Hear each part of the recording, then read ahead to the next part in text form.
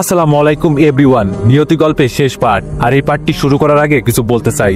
তো তোমরা হয়তো এই গল্পটি পছন্দ করতেছো না, তার জন্য আমি আন্তরিকভাবে দুঃখিত। আসলে এই গল্পটি একটি থ্রিলার গল্প, যার কারণে তোমরা অনেকেই বুঝতে পারছো না। তো যাই হোক, নেক্সটে ভালো কোনো গল্প নিয়ে আসার চেষ্টা করব। তো চলো বেশি কথা না কইয়া গল্প শুরু করা যাক। জল্লাদ যখন ফাঁসির দড়িটা টানে, ঠিক তখনই একটা নেকড়ে এসে নীলকে নিয়ে অদৃশ্য হয়ে যায়। নীলের হদিশ এখনো পাওয়া যায়নি। ঠিক তখনই ঋতুর মুখে হাসি ফোটে, মানে নীল এখনো জীবিত আছে, কিন্তু কোথায়? ঋতু বলল এটা কাল লাশ। পুলিশ বলল এটা একটা বেওয়ারিশ লাশ। থানা মেটানোর জন্য জেলা সাহেব এটা দেন। ঋতুর মুখে হাসি দেখে মাহি বলে, তুই কি পাগল হয়ে গেলি নাকি? স্বামী ওইদিকে মরছে আর তুই হাসছিস। একটা নেকড়ে এসে তোর বরকে বাঁচিয়েছে আর তুই সেটা বিশ্বাস করছিস। ঋতু বলল নীল বেঁচে আছে। মাহি বলল তুই পাগল হয়ে গেছিস ঋতু, এইসব রূপকথার গল্পে সম্ভব, বাস্তবে না। ঋতু বলল দেখ না কি হয়। ঋতু এখন ফুরফুরে মনে অনেক ফুর্তি, নীল বেঁচে আছে। এইদিকে নীল তার সহযোগী লিও মানে নেকড়েকে নিয়ে মিনার বাসায় আসে, যে নীলের বিরুদ্ধে সাক্ষী দিয়েছিল। মিনা ছিল ফারিয়ার বান্ধবী। সন্ধ্যা নামতেই নীল হাজির হয় মিনার রুমে। মিনা তখন নিজের ফোন টিপতেছিল।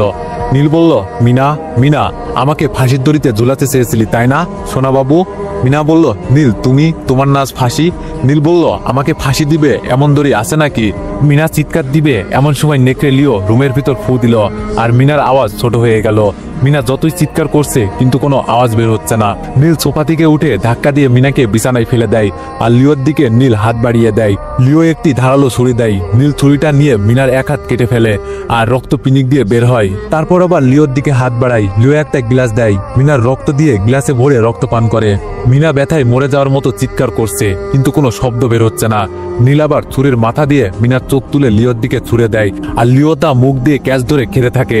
এইভাবে মিনার প্রত্যেকটি অঙ্গ কেটে লিওকে দেয়, কিন্তু মিনার কলিজার মাথার মস্তিষ্ক সাথে নাই। নীল চলে যাওয়ার তার কিছুক্ষণ পর রিবাস আসে। এসেই দেখে মেঝে তার বিছানায় রক্ত। রিবাস বুঝতে পারে মিনাকে মেরে ফেলেছে ইথান। নীল আর লিও মিনাকে মারার পর যায় ইমরানের কাছে, যে নীলকে ছাদ থেকে নামতে দেখেছিল। কিন্তু নীল বুঝতে রিবাস তার পিছু নিয়েছে, তাই নীল ইমরানকে 5 খণ্ড করে আর ইমরানের কলিজা নিয়ে নেয়। কিন্তু এখানেও রিবাস আসতে লেট করে ফেলে। ইমরানকেও মেরে ফেলেছে ইথান। এখন বাকি শারমিন, যাকে নীল মনের মতো করে খুন করবে, যার কারণে নীল ভালোভাবে ফেসে গিয়েছিল। শারমিনের রুমে যাবে, কিন্তু দরজায় দাঁড়িয়ে আছে রিভার্স। লিও ভয় পেয়ে ইথানের পিছনে যায়। ইথান বলল, কি রিভার্স, তুমি আমার পিছনে লেগেছো কেন? রিভার্স বলল, মাফ করবেন ইথান। ইথান বলল, রিভার্স তোমার সাহস তো কম না, তুমি আমার নাম ধরে ডাকছো। রিভার্স বলল, মাফ করবেন, আপনি আর রাজকুমার নেই, আপনাকে দেখা মাত্রই মেরে ফেলার অনুমতি আছে, আপনি যে কোনো দেশের জন্য বিপজ্জনক। ইথান বলল, তুমি ভুলে যাচ্ছ আমি আপনার মায়ের মানে রানী এলিজার হুকুমের গোলাম, উনি যা বলবেন তাই হবে, আপনাকে এখন মরতে হবে ইথান। ইথান বলল, তুমি ভুলে যেও না আমি রাজকুমার, পারলে আমাকে ধরে দেখাও। নীল তার মায়া শক্তি ফিরে পেয়েছে। অদৃশ্য হয়ে শারমিনের গলা কেটে পালিয়ে যায় নীল, কিন্তু রিভার্স কিছুই করতে পারে না। রিভার্স হচ্ছে রানী এলিজার নিজস্ব গুপ্তচর আর একজন শক্তিশালী যোদ্ধা। রিভার্সের মতো শক্তিশালী আর দ্বিতীয়টা নেই। নীল একা নিজের বাড়িতে যায়। ঋতু তখন ঘুমাচ্ছিল, তার পাশেই মাহি ঘুমাচ্ছিল, কিন্তু নীল মাহিকে চিনে না, তাই ঋতুকে ডাকে না। ঋতুকে না ডেকে নীল দেয়ালের কাছে যায়, আর গোপন দরজাটা খুলে যায় এমন, আর নীলের মেয়ে দুটো দৌড়ে যায় নীলের কাছে আর জড়িয়ে ধরে। প্রায় 10 মিনিট পর ঋতুর ঘুম ভেঙে যায়। কোনো কিছু খাওয়ার শব্দ ঋতুর কানে আসে। ঋতু আস্তে আস্তে যেখান থেকে আওয়াজ আসছে সেই দিকে যায়। ভালো করে তাকিয়ে দেখে দেয়ালের গোপন দরজাটা খোলা। ঋতু বুঝতে পারে নীল আসছে, তাই নিজ গতিতে ছুটে চলে নীলের কাছে ঋতু। কিন্তু গোপন দরজা দিয়ে প্রবেশ করতেই দেখে নীলের মেয়ে দুটো কিছু খাচ্ছে, কিন্তু মুখ লাল হয়ে আছে।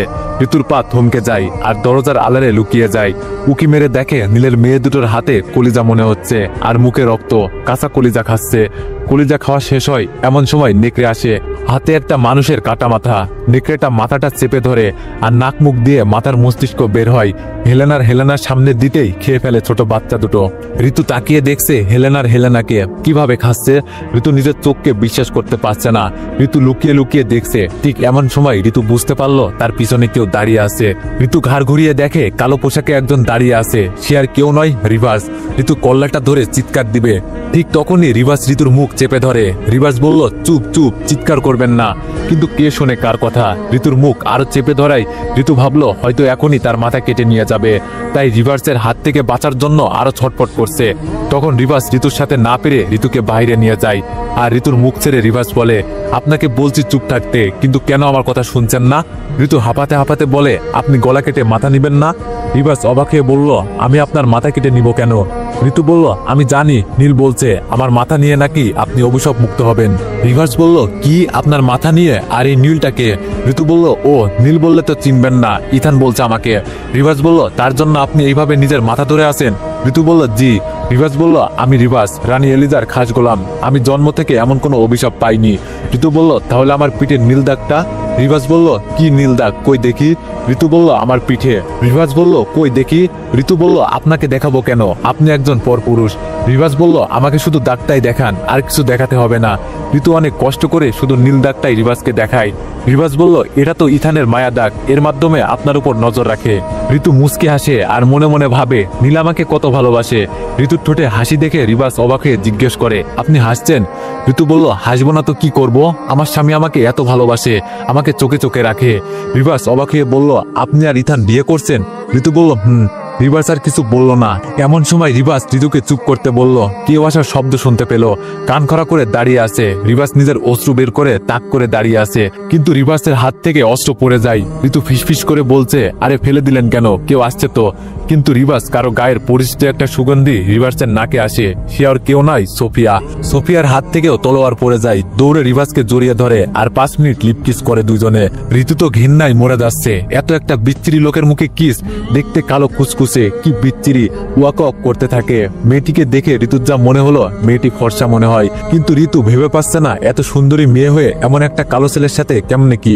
কিছুক্ষণ পর সোফিয়া জিজ্ঞেস করলো, এটাই কি সেই মেয়ে? রিভাস বলল, উনি ইথানের স্ত্রী। সোফিয়া বলল, কি স্ত্রী? ওএমজি। ঋতু বলল, কি ব্যাপার, আমি ইথানের স্ত্রী, এটা শুনে এত অবাক হচ্ছেন কেন আপনারা? রিভাস বলল, সেটা পরে বলবো। সোফিয়া বলল, আচ্ছা এবার চলেন। ঋতু বলল, আমি আপনাদের সাথে কোথায় যাব? রিভাস বলল, আমাদের সাথে না গেলে আপনি বিপদে পড়বেন। ঋতু বলল, আমার আবার কিসের বিপদ? সোফিয়া বলল, আপনি জানেন ইথানকে? ইথান হচ্ছে দানব, কিন্তু যার ভিতরে 3টা রূপ আছে, মানুষ, ভ্যাম্পায়ার, জম্বি। এই 3টাকে এক করতে চেয়েছিল ইথান, নিজেকে আরো শক্তিশালী করে তুলতে চেয়েছিল। এক এক করে 3টাই নিজের শরীরে প্রবেশ করিয়েছে ঠিকই, কিন্তু নিয়ন্ত্রণ নেই, যার ফলে ইথান আজ ভয়ঙ্কর দানব। ঋতু বলল, ইথানের শরীরে নীল রক্ত কেন? রিভাস বলল, যখন ইথান 3টা শক্তি একত্র করে নিজের শরীরে প্রবেশ করায়, তখন রক্ত লাল থেকে নীল হয়ে যায়, আর যার ফলে ইথানের জন্মদাত্রী মা রানী এলিজা নিজের একমাত্র ছেলেকে হত্যার নির্দেশ দিয়েছেন। ঋতু বলল, আমি এসব বিশ্বাস করি না। সোফিয়া বলল, আপনি বিশ্বাস না করলে ইথানের স্ত্রীর মতো আপনাকেও মরতে হবে। ঋতুর তখন মনে পড়ে, তার মানে আপনি ইথানের মাসুম বাচ্চা হেলেনাকে মারতে চেয়েছিলেন। সোফিয়া তখন রিভাসের মুখের দিকে তাকিয়ে থাকে, কারণ ঋতুর কথাটা সত্যি। ঋতু হয়তো জানে না ঋতুর নিজ হাতে ইথানকে হত্যা করতে হবে। সোফিয়া বলল, ঋতু তোমাকেই হত্যা করতে হবে। ঋতু বলল, আমি কোনোদিন পারবো না নিজের স্বামীকে মারতে, আর আমি তোমাদের কথা কেন বিশ্বাস করব? রিভাস বলল, তুমি যদি ইথানকে না মারো, তাহলে এই তোমার শহর মৃত্যুর মিছিলে পরিণত হবে, যার জন্য দায়ী হবে তুমি। ঋতু বলল, আমি হব মানে? আমি কেন হব? সোফিয়া বলল, কারণ নিয়তি তোমাকে এই দায়িত্বটা দিয়েছে। দেখো ঋতু, ইথান জানে তুমি ছাড়া আর তাকে কেউ মারতে পারবে না, আর তার জন্য ইথান বিবাহ নামক মায়াজালে তোমাকে আবদ্ধ করে, যাতে সেই জাল তুমি কোনোদিন ছিটতে না পারো। ঋতু ইথানকে কোনোদিন হত্যা করতে পারবে না, কারণ অনেক ভালোবাসে ইথানকে, কিন্তু এইদিকে নিজের সুখের জন্য শহরটাকে মৃত্যুপুরীতে পরিণত করব, এমন হয় না। ঋতু সোফিয়া রিভাসকে বলল, আমাকে কিছুদিন সময় দাও, আমি ভেবে দেখি। পরের দিন সকালবেলা ঘুম থেকে উঠে দেখে মাহি নেই। খাটের বিছানার উপর একটা চিঠি। মাহি লিখে গেছে, আমার জরুরি একটা কাজ পড়ে গেছে, তাই তাড়াহুড়ো করে চলে আসলাম। তোকে অনেকবার ডাকছি, কিন্তু তুই ঘুমে বিভোর ছিলি, কোনো সারা শব্দ পেলাম না, তাই চলে আসলাম। তুই কিছু মনে করিস না, রাগ করিস না, ভালো থাকিস। হঠাৎ ঋতুর রাতের কথা মনে হলো, কিন্তু অনেক কিছু ভুলে গেছে, স্বপ্নের মতো মনে হচ্ছে। ঋতু বেডরুম থেকে বের হয়ে ড্রয়িং রুমে গেল। দেখলো নীল সোফার উপর শুয়ে আছে, শীতে একদম জড়সড় হয়ে। ঋতু গায়ের উপর একটা চাদর ছড়িয়ে দিল। কিছুক্ষণ নীলের মুখের দিকে তাকিয়েছিল, তারপর কিছু একটা ভেবে মুচকে এসে রান্নাঘরের দিকে গেল নাস্তা বানাতে। কিছুক্ষণ পর ঋতু কারোর হাতের স্পর্শ পেল। ঋতু তখন কড়াইয়ে ডিম ভাজি করছিল। ঋতু নীলের হাতের স্পর্শ পেয়ে চমকে ওঠে, কিন্তু বুঝতে পারে যে নীল, কিন্তু ঘাড় ঘুরিয়ে দেখতে যাবে, ঠিক তখনই নীল ঋতুকে পেছন থেকে আরো শক্ত করে জড়িয়ে ধরে, আর নীল নিজের ঠোঁট আর নাকটা ঋতুর ঘাড়ে নরম গালে চেপে ধরে আদর করতে থাকে। ঋতু বাধা দেয় না। এমন সময় দরজার আড়াল থেকে বলে ওঠে, বাবা উনি কি চোর, যেভাবে ঝাপটে ধরে আসো? নীল ঋতুকে ছেড়ে দিয়ে দূরে সরে যায়। তাকিয়ে দেখে হেলেনা দাঁড়িয়ে আছে। নীল বলল, না মামুনি, মানে। হেলেন বলল, ও বুঝতে পেরেছি, আন্টি ভয় পেয়েছিল তাই ওনাকে ধরেছিলে। নীল বোকার মতো মাথা নাড়িয়ে বলল। ঋতু লজ্জা পেয়ে নিজের কাজে মন দিল। নীল 2 মেয়েকে নিয়ে নাস্তার টেবিলে বসে আছে। হঠাৎ ঋতুর মনে হলো, রাতে তো হেলেনা মানুষের মাথা, মনে পড়তে সবকিছু মনে পড়ে যায়, কিন্তু এখন আবার নীলের মায়ে পড়ে যায়, কারণ নীলের সকালের আদর। 2টা মেয়ে এইসব কিছু মিথ্যা, আর নীলকে কিভাবে কিভাবে খুন করবে, দুইটা মেয়ে বাবা হারা হয়ে যাবে, মা তো অনেক আগেই হারিয়েছে। এইসব ভাবতে ভাবতে নাস্তা নিয়ে টেবিলে গেল। এমন সময় হেলেনা ঋতুকে বলল, মা আমাকে 2টা ডিম দাও, আমি ডিম খাবো। আর হেলেন বলল, মা আমাকে 1 গ্লাস দুধ দাও, আমি দুধ খাবো। ঋতু তো অবাক, যাদের মুখে মা ডাক শোনার জন্য অস্থির হয়েছিল তারা আজ মা ডাকছে। ঋতুর মনটা আজ খুশিতে ভরে গেল। এই খুশিতে নীলের গালে একটা ভালোবাসার পরশ দিল মেয়েদের চোখ ফাঁকি দিয়ে। নাস্তা শেষ করে নীল বাহিরে গেল, অনেকদিন জেলে ছিল, আর মেয়ে দুটো বেডরুমে খেলা করছে। ঋতু রান্নাঘরে প্লেটগুলো পরিষ্কার করছিল। এমন সময় রিভার্স আর সোফিয়া হাজির। সোফিয়া বলল, তুমি এসব কি করছো? ঋতু বলল, দেখো আমার সুখের সংসারে আগুন লাগাতে আসবে না। সোফিয়া বলল, তোমার একটু সুখের জন্য দুধকলা দিয়ে কালসাপ পুষবে? ঋতু বলল, মুখ সামলে কথা বলবে, তুমি এখন আমার বাসা থেকে বের হয়ে যাবে, তা না হলে নীলকে ডাকতে বাধ্য হব। রিভার্স বলল, তুমি বুঝতে পারছো না, তুমি মায়ার মধ্যে আছো, নীলের মায়া জালে আরো ফেসে যাচ্ছ। ঋতু চিৎকার দিয়ে বলে, অনেক হয়েছে আন্না, তোমরা এখনই চলে যাবে, এখনই। রিভার্স বলল, ঠিক আছে, কিন্তু একটা কথা বলতে চাই। ঋতু বলল, আমি আর কোনো কথা শুনতে চাই না। সোফিয়া বলল, আমরা আর আসবো না, কিন্তু রিভার্সের শেষ কথাটা শোনো। ঋতু বলল, ওকে, কিন্তু এটাই শেষ। রিভার্স বলল, আচ্ছা তোমার চোখ বন্ধ করো। ঋতু বলল, কেন? রিভার্স বলল, আহা করোই না। ঋতু চোখ বন্ধ করতেই সোফিয়া ঋতুর পিঠের নীল দাগটা হাত দিয়ে চেপে ধরে, আর রিভার্স নিজের বুড়ো আঙুল দিয়ে ঋতুর কপালে চেপে ধরে। কিছু একটা বলে ফু দিতেই ঋতু চুপ হয়ে যায়। ঋতুকে ছেড়ে দেওয়ার সাথে সাথে ঋতু ছিটকে দূরে পড়ে যায়, আর সারা শরীর দিয়ে ঘাম ধরছিল। সোফিয়া বলল, চোখ বুঝে কি দেখতে পেলে? এবার তো সবকিছু বিশ্বাস হয়েছে। ঋতু বলল, এবার আমার বিশ্বাস হয়েছে।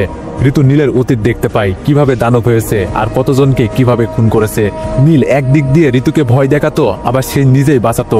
যেমন সেই রাতে নীল ছিল হোটেলে, আর নীলকেই বস বলছিল, কারণ নীল অপরাধ জগৎটাকেও পরিচালনা করত। ঋতু বলল, নীলকে কিভাবে মারতে হবে? রিভার্স বলল, আমরা রাতে আসবো, তখন বলবো। আর ভুলেও যেন ইথান জানতে না পারে। যদি ইথান জানতে পারে তুমি ইথানের ব্যাপারে সব জানো, তাহলে তোমার বিপদ নিশ্চিত। ঋতু বলল, ইথান কোনোভাবেই জানতে পারবে না। ঋতু রিভার্সকে নির্ভয়ে থাকতে বলল, কোনোভাবেই নীল কিছুই জানতে পারবে না। দিন গড়িয়ে রাত হলো। সারাদিন পর নীল বাসায় ফিরল। রাত তখন 10টা বাজে। নীল এসে দেখলো ঋতু তার 2 মেয়েকে নিয়ে ঘুমিয়ে পড়েছে। এবার নীলের মনে হলো, যাক, বাচ্চা দুটোর মা পাওয়া গেল। ঋতুকে নীল আর ডাকলো না, ভাবলো ঘুমাক, আমি খেয়ে শুয়ে পড়ি। নীল নিজে খাবার বেড়ে খেয়ে ঋতুর পাশে শুয়ে পড়ল। নীল শুয়ে পড়তে ঋতু নীলের দিকে ঘুরে। নীল বলল, তুমি ঘুমাওনি? ঋতু বলল, তোমাকে ছাড়া কেমনে ঘুমাই বলো? সেই যে সকালে বের হলে একবারও খবর নিলে না। আমার কথা বাদ দিলাম, মেয়েদেরও না। নীল বলল, মেয়েদের জন্য তুমি তো আসো। আচ্ছা ঋতু, তুমি আমাকে কতটা ভালোবাসো? ঋতু বলল, হঠাৎ এই প্রশ্ন? নীল বলল, বলো না। ঋতু বলল, তোমার দেহে যতদিন নিঃশ্বাস থাকবে ঠিক ততদিন আমার দেহও থাকবে। নীল তখন ঋতুর কপালে ভালোবাসার পরশ দেয়। নীল বলল, জানো ঋতু, আজ হচ্ছে আমার সবচাইতে খুশির দিন। ঋতু বলল, কি, আমাকে বলবে না? নীল বলল, এখন না, কাল সকালে বলবো। ঋতু বলল, না, এখন বলবা। নীল বলল, এখন বলা যাবে না, কাল বলবো। এই বলে ঋতু ডান হাতটা নীলের বুকে রাখে। কিছুক্ষণ চোখ বন্ধ রাখে, কিন্তু বাম হাত দিয়ে ঋতু নীলের বুকে বিষাক্ত ছুরি বসিয়ে দেয়। নীল চোখ খুলে তাকিয়ে দেখে তার বুকে বিষাক্ত ছুরি। নীল অবাক হয়ে বলল, ঋতু, তুমি এটা তুমি কেন করলে? আমি ভাবতেও পারছি না। ঋতু বলল, কেন? যখন তুমি এতগুলো নিরীহ মানুষের বিনা কারণে জীবন নিয়েছিলে, তখন আমিও ভাবতে পারিনি। নীল বলল, তুমি না আমাকে ভালোবাসতে? ঋতু বলল, বাসতাম, কিন্তু কোনো খুনিকে নয়। নীল বলল, আমি জানি আমি অপরাধী, কিন্তু আমি ইচ্ছাকৃতভাবে কাউকে খুন করিনি। ঋতু বলল, নীল, তুমি ভুলে যেও না তুমি দানব। নীলের মুখটা আস্তে আস্তে বিষের প্রভাবে আরো নীল হয়ে আসছে। কষ্টে নীলের বুকটা ফেটে যাচ্ছে। নীল বলল, আমি মরে যাই তাতে আমার দুঃখ নাই, কিন্তু আমার মেয়ে দুটোকে কে দেখবে? আর আমি তোমাকে সত্যি ভালোবাসি। আর একটা কথা, আলমারিতে একটা কথা শেষ না হতেই রিভার্স আর সোফিয়া এসে তলোয়ার দিয়ে নীলের মেয়ে হেলেনার মাথা দেহ থেকে আলাদা করে ফেলে এক কোপে। নীল তখন চিৎকার দিয়ে ওঠে, কিন্তু কোনো লাভ নেই, নীলের শক্তি ফুরিয়ে গেছে। ঋতু চিৎকার দিয়ে ওঠে, রিভার্স, তুই এটা করলি? মাসুম মেয়ে দুটোকে কেন মেরে ফেললি? সোফিয়া বলল, ঋতু, এরাও দানব ছিল, দানবের মেয়ে দানব, এরাও নীলের মতো হতো। ঋতু বলল, সেটা তোরা আমাকে আগে বলিসনি কেন? হেলেনার মাথা ছিটকে দূরে গিয়ে পড়ে। নীল বলল, তুই এত বড় বেঈমান, আগে জানতাম না। তুই মাসুম বাচ্চা দুটোকেও মেরে ফেললি। তুই আমার কথা শেষও করতে দিলি না। আলমারিতে রাখা আছে হেলেনার দানব থেকে মানুষ হওয়ার ওষুধ, কিন্তু তোর মৃত্যুটাও আমার মেয়ের মতোই হবে। বলেই নীলের দেহ থেকে প্রাণ পাখি ত্যাগ করে। ঋতু তখন চিৎকার দিয়ে বলে, এটা আমি কি করলাম? সোফিয়া বলল, এটা ছাড়া আমাদের আর কোনো উপায় ছিল না, আমরা এখন আসি। কিন্তু এমন সময় একটা বার্তা আসলো রিভার্সের কাছে। রিভার্স বলল, ঋতু, এখন তোমাকে মরতে হবে। ঋতু বলল, আমাকে কেন মরতে হবে? রিভার্স বলল, কারণ তুমি দানবের স্ত্রী ছিলে, তোমার রক্তে আর পেটে দানবের সন্তান। ঋতু বলল, না এটা হতে পারে না, আমি মরতে চাই না। ঋতু দৌড়ে পালাতে গেলে সোফিয়া ঋতুর সামনে দাঁড়ায়। সোফিয়া বলল, তুমি কোথায় যাচ্ছ ঋতু? ঋতু বলল, আমি মরতে চাই না। রিভাজ বলল, তোমাকে তো মরতে হবেই, কারণ তোমার গর্ভে দানব আছে, তোমার রক্তে দানবের রক্ত মিশে গেছে। সোফিয়া এক হাত দিয়ে ঋতুর মাথা ধরে তলোয়ার তুলে কোপ দিতে যাবে, ঠিক এমন সময় কেউ একজন সোফিয়ার পিঠে লাথি মারে। সোফিয়া ছিটকে দূরে পড়ে যায়, কিন্তু কাউকে দেখা যাচ্ছে না। এক রুমে তিনজন ছাড়া আর কেউ নেই। রিভাজ সোফিয়াকে ডেকে বলে, এখানে কেউ আছে, সাবধানে। রিভাজ গুটি গুটি পায়ে ঋতুর দিকে যায়, তলোয়ার তুলবে এমন সময় পেছন থেকে কেউ টেনে ধরে। রিভাজ নিজের সর্বোচ্চ মায়া শক্তি দিয়ে দেখার চেষ্টা করে কে ঋতুকে বাধা দিচ্ছে দেখার জন্য, কিন্তু রিভাজ অকৃতকার্য। সোফিয়া বলল, দেখতে পেলে কে বাধা দিচ্ছে? রিভাজ হতাশ কণ্ঠে বলল, পেলাম না। সোফিয়া বলল, চলো দুজনে আক্রমণ করি। দুজনে প্রস্তুত নিয়ে ঋতুর উপর আক্রমণ করতে তলোয়ার আটকে যায়, সামনের দিকে আর যায় না।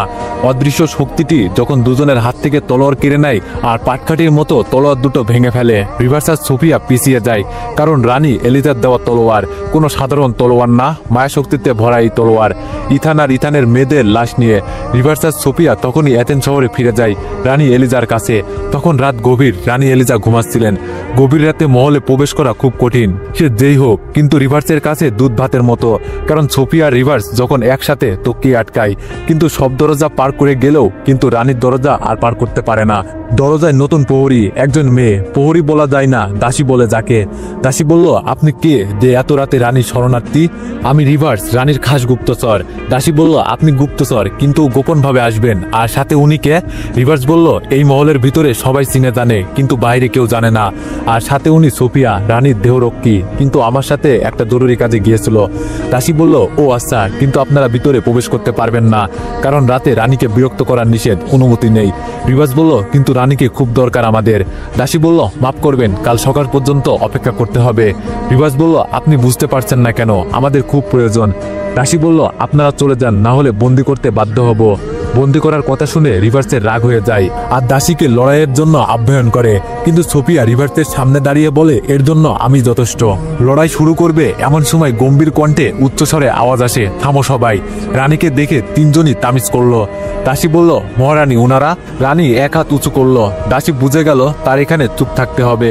রানী বলল, বলো রিভার্স, এত রাতে কি জন্য এসেছো? কি এমন খবর যে গভীর রাতে আসতে হলো? রিভার্স চুপ। রানী বলল, কি হলো, কথা বলছো না কেন? রিভার্স হাত দিয়ে ইশারা দিতে 8জন প্রহরী ইথান আর ইথানের মেয়েদের লাশ কাঁধে নিয়ে করে এসে রানীর সামনে রাখে।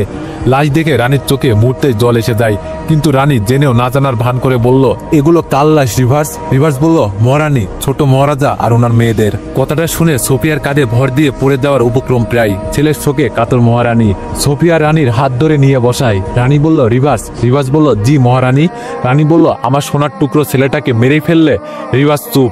রানী বলল, আমার ছোট ছোট সোনার টুকরো নাতনিকেও মেরে ফেললে? ওরা তো অপরাধ কি জিনিস জানেই না। রিভার্স বলল, মহারানী, আপনার আদেশ অমান্য করার দুঃসাহস যে আমাদের নেই। রানী বলল, তোমরা এখন যাও। রিভার্স বলল, লাশগুলো কি করব? রানী শরীরে জোর খাটিয়ে ধমক দিয়ে বললেন, লাশ বলবে না, ছোট মহারাজা বলো। রিভার্স বলল, মাফ করবেন মহারানী, আমি ডাকা না পর্যন্ত কেউ ভিতরে প্রবেশ করবে না। সবাই চলে গেল, কিন্তু রিভার্স আবার ফিরে এসে বলল, মহারানী, একটা জরুরি কথা ছিল। রানী বলল, বলো। রিভার্স বলল, আপনার দেওয়া তলোয়ার এক শক্তি ভেঙে ফেলেছে। রানী অবাক চোখে তাকিয়ে রিভার্সকে যেতে বলল। সবাই বাইরে। রিভার্স সোফিয়াকে বলল, আচ্ছা ছোট মহারাজার লাশ দিয়ে কি করবেন? সোফিয়া বলল, একই প্রশ্ন তো আমারও। এইদিকে ঋতু বুঝতে পারছে না তাকে কে রক্ষা করলো, দেখাও যাচ্ছে না কে অদৃশ্য। ঋতু বসে ভাবছিল কি করবে। ব্যাগপত্র গুছিয়ে বসে আছে, নীল নেই, কোনোদিন আর ফিরে আসবে না। এখানে থেকে কি হবে, আবার কোনো বিপদ হতে পারে। এমন সময় জানালার থাই গ্লাসে ঠকঠক শব্দে ঋতুর ধ্যান থেকে ফিরে আসে। অদৃশ্যভাবে একাই লেখা হচ্ছে, আপনার কোনো চিন্তা নেই, আমি আছি আপনার পাশে ছায়ার মতো। ঋতু বলল, আপনি সামনে আসেন। আবার লেখা হলো, অনুমতি নেই। ঋতু বলল, আপনি কে? অদৃশ্য শক্তিটা বলতে গিয়েও বলতে পারলো না সে কে। ঋতু আর কিছু বলল না, সে নীলের চিন্তায় বিভোর। নিজের হাতে কি করে অমানুষের মতো খুন করলো। এখন ঋতুর মাথায় কিছুই ঢুকছে না। বিছানাতে নীল রক্ত লেগে আছে, সব কেমন উল্টো পাল্টা লাগছে। চোখের পানি যেন আর বাদ মানছে না। ব্যাগট্যাগ গুছিয়ে নিয়ে ঋতু বের হয় বাবার বাড়ির উদ্দেশ্যে। রাস্তায় যেতে যেতে ভাবে, ঋতু বাসায় গিয়ে মা বাবাকে কি বলবে যখন জিজ্ঞেস করবে নীল কোথায়। এইসব ভাবতে ভাবতে বাসার সামনে চলে গেল, কিন্তু ঋতু বাসায় নিয়ে গিয়ে গাড়ি ঘুরিয়ে আবার নীলের বাসার দিকে রওনা দিল।